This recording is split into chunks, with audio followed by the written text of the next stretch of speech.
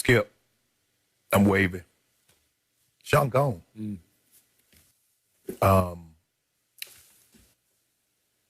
He doesn't trust Cal McNair. He doesn't like the direction that the organization is going in. He doesn't like the culture of the organization. And like, as I said before, my sources told me that Deshaun is willing to play hardball, if necessary, to get out of Houston. It's as simple as that. Now, the requests were made. We want out. Now, you can say, oh, we will see, we'll hire this guy, and maybe it's somebody he likes, and he'll come back. I was told there's not a hire that they can hire now that would make Deshaun change his mind. Yep. His mind is made up. When you did what you did, when you would keep him into the loop of what was going on, and then you did not do that, and then when he pitched a fit about what you were doing, then you circled back and started looking at minorities. He says, I can't trust you because you gave me your word in the beginning. You went against your word. I get upset. So what's to say, Skip, in the future? You says, okay, Deshaun, this is the way we gonna do it. What's gonna say that you won't do that again? You lied before, you'll lie to me again. So Deshaun is done with this situation. Now, the thing now, what can they extrapolate from teams? Knowing that Deshaun Watson won't out, knowing that he's not going back, knowing that he's willing to play hardball in order to get out. Yep. That is the question. Deshaun Watson is not going back to Houston. First, kudos to you. You've been way ahead of this curve and ahead of this story and all over it, ahead of the pack. Yes. So I appreciate that, and I thank you for that. It now feels like Deshaun dug in on this, according to you, even before this bombshell hire, this out-of-nowhere left field hire came last night of a David Culley. And as I told you earlier, the only reason I know David Culley is because he played quarterback for my school, Vanderbilt, was an assistant there briefly. And every time they had an opening at head coach, his name seemed to pop up. Why he didn't get it, I don't know. Right. But he would always be a candidate to return to Vanderbilt as the head coach.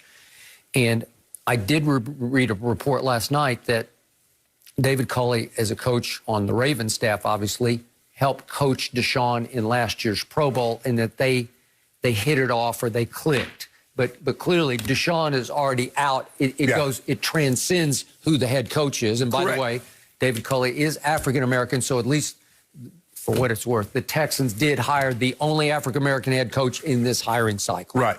It's the last job available of the 7 jobs, and they did hire African-American. But, Skip, if I can't trust you, the coach has a little consequences to the owner. No. The owner's going to do what he wants to do, and I no longer trust what you. What did him in was the executive position, the hiring of Nick Caserio as the GM, after the search firm that you paid millions of dollars to came up with 2 possible minority candidates, and you said no to both and went back to the well in New England to hire Nick Caserio. And the guy, what you said, Easterby?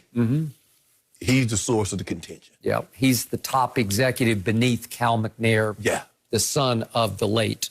Those 2 aren't going anywhere. So Deshaun says, since y'all not going anywhere, I'm going to pack my bags. I leave. Okay. It's going to have to get ugly because I'm assuming that the Texans will play hardball back. Oh, yeah.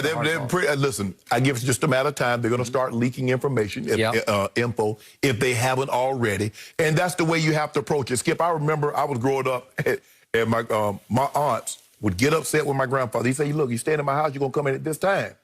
And they would grumble and grumble. My grandfather would say, don't grumble and stay. Grumble and leave. He said, don't tell me what a mofo and an SOB I am in my house. Deshaun Watson says, you know what? I'm not going to grumble and stay right here. No. Easterby and Cal McNair, you're not going. I'm going to grumble and leave. So it will cost him some money to hold out if it requires holding out of training camp, because he will get heavily fined. It could cost him up to maybe $1 million, but he's making a ton of new money. Hey, can you imagine Deshaun in New York? New York. With the Jets? Yeah.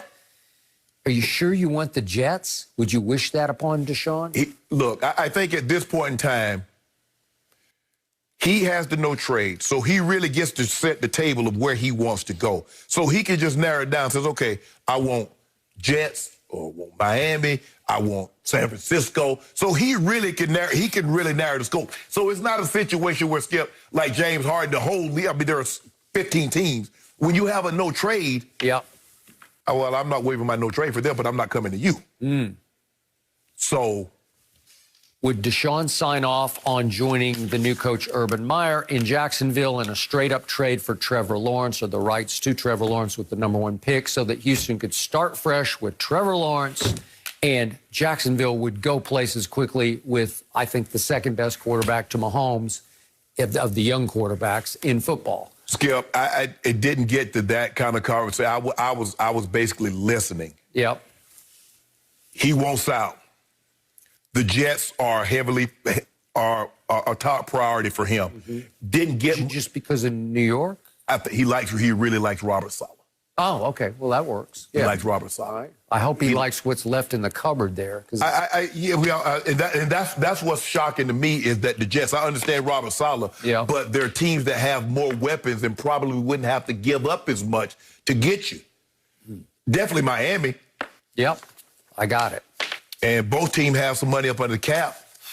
But Jacksonville with 80+ million, Skip. You could get a lot of free agents, especially with no state income tax. All right. We're going to have to wait and see how this plays out for Deshaun. And a Cowboys legend is hanging it up. We're going to get Skip's reaction after the break. No mercy, no mercy, no